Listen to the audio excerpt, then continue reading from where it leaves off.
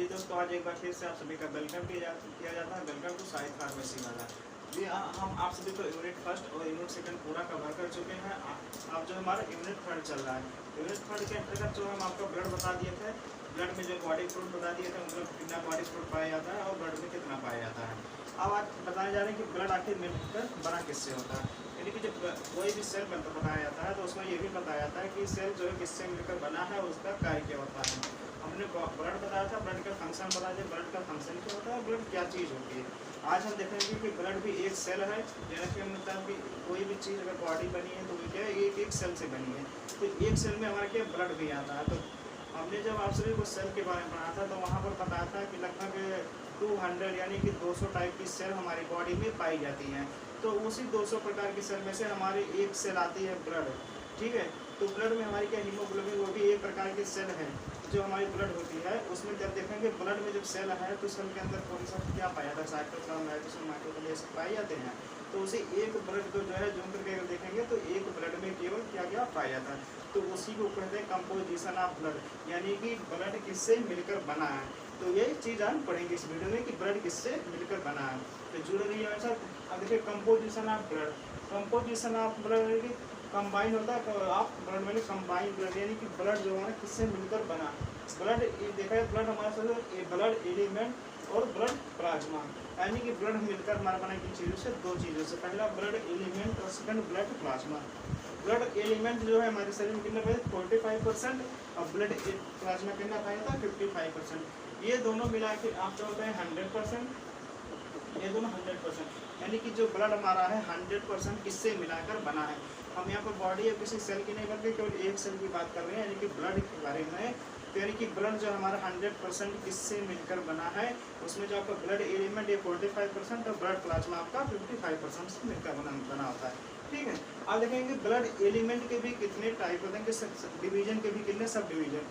तो एक पहला टाइप होता है आपका आरबीसी ब्लड है। तो ब्लड में हमारा आरबीसी बनता है। आरबीसी का full form red blood cells. ये आप पूरा लिखिएगा, हम केवल जो जगह करते हैं इसलिए शॉर्ट लिखें। ठीक, सेकंड होता है आपका डब्ल्यूबीसी, क्या WBC white blood cells.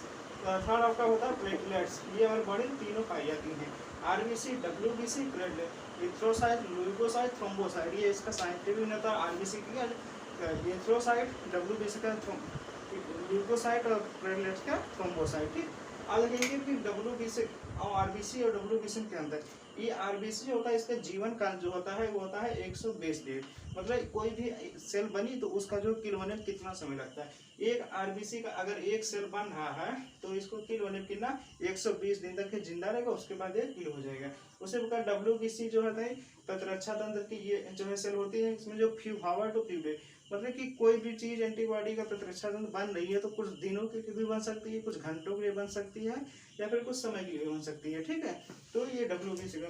Platelets जो हमारा क्या, प्लेटलेट्स हमारा जो है इसका निश्चित टाइम नहीं रहता कि प्लेटलेट्स में मेन वर्क होता है जो आपको ब्लड का थक्का बनाने, यानी कि आपके क्लॉटिंग अगर कहीं से हो रही है तो वहाँ पर प्लेटलेट क्या करता है, मच्छरदानी जैसा एक थक्का बना लेता है, जाल बना लेता है, जिससे आपकी ब्लड क्लॉटिंग रुक जाती है।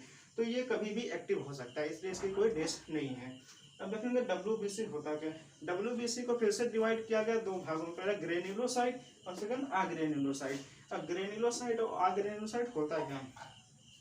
ग्रेन्युलोसाइट को देखा फिर से डिवाइड किया, एसिनोफिल्स, बेसोफिल्स, न्यूट्रोफिल्स, यानी कि इसको तीन भागों में डिवाइड किया गया है।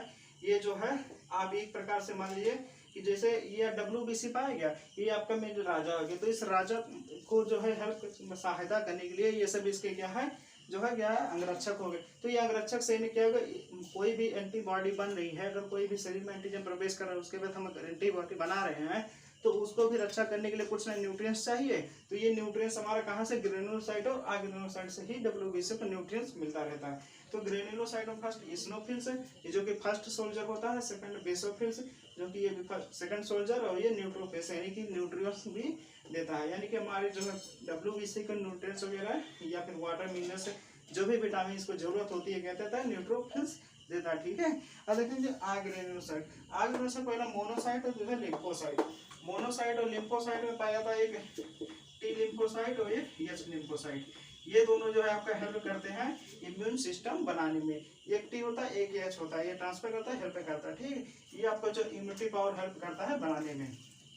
अब देखिए ब्लड प्लाज्मा क्या होता है। ब्लड प्लाज्मा में होता है 55% होते हैं। फर्स्ट आपका होता है वाटर होता है, प्रोटीन होता है, और थर्ड जो है अदर कंस्टिट्यूएंट। वाटर के अंदर जैसे कोई भी सेल पाएगा तो हमने बताया था उसमें कुछ इंट्रासेलुलर और एक्स्ट्रा सेलुलर फ्लूइड, यानी कि कुछ जो फ्लूइड होंगे सेल के अंदर और जो सेल के बाहर फ्लूइड होंगे वहाँ एक्स्ट्रा सेलुलर। तो हमारी ब्लड है तो ब्लड के जो है कुछ सेल के जो है अंदर फ्लूइड और कुछ सेल के बाहर फ्लूइड पाए जाते हैं। तो वाटर की भी वहाँ पर अहम भूमिका होती है, ठीक है। अगर प्रोटीन किसी भी बॉडी में अगर एनर्जी बनानी है तो वहाँ पर प्रोटीन की होना बहुत जरूरी है, ठीक है। तो आप तो बॉडी में प्रोटीन जो है कहाँ से मिलता है? प्रोटीन के सब्डिविजन एल्बुमिन, ग्लोबुमिन, फाइब्रोनोजन और अदर जो है प्रोटीन, यानी कि हमारी बॉडी में जो है प्रोटीन की मात्रा जो है कहाँ से मिलती है? पहले एल्बुमिन प्रोटीन हो जाना, ग्लोबुमिन, ये सब जो है फाइब्रिनोजन। फाइब्रिनोजन प्रोटीन हमारा सबसे हेल्पफुल होता है क्योंकि यही एकमात्र ऐसा प्रोटीन होता है जो ब्लड क्लॉटिंग में हेल्प करता है। ये आपका जो है फाइब्रिनोजन ये हमेशा एक्टिव नहीं रहता। जब कभी आपको जो है कहीं कट लगती है, बॉडी ब्लड क्लॉटिंग ब्लड होती है सर्कुलेशन, तो वहाँ पे जो है ब्लड क्लॉटिंग को मतलब रुधिर का थक्का बनाने में हेल्प करती है, ठीक। और अदर प्रोटीन जैसे विभिन्न प्रकार की प्रोटीन और भी होती हैं जो लगभग 20-30 प्रकार की प्रोटीन पाई जाती है, तो वो सब इसके अंदर आता है, ठीक। अदर कॉन्स्टिट्यूएंट, अदर कॉन्स्टिट्यूएंट मतलब कुछ हमारे ब्लड में जैसे कुछ हार्मोन्स वगैरह गैसेस भी पाई गई, कुछ CO2 आया या फिर O2 लेकर गया, तो इसी प्रकार की कुछ गैसेस न्यूट्रिएंट्स भी पाई गई, इलेक्ट्रोलाइट्स, कुछ सोडियम, कैल्शियम, मैग्नीशियम के तत्व भी पाए जाते हैं। तो ये हमारे अदर कॉन्स्टिट्यूएंट है। अदर कॉन्स्टिट्यूएंट के अंदर पहला हार्मोन, सेकंड होता है विटामिन आते हैं, थर्ड गैसेस, न्यूट्रिएंट्स, इलेक्ट्रोलाइट्स, ठीक है।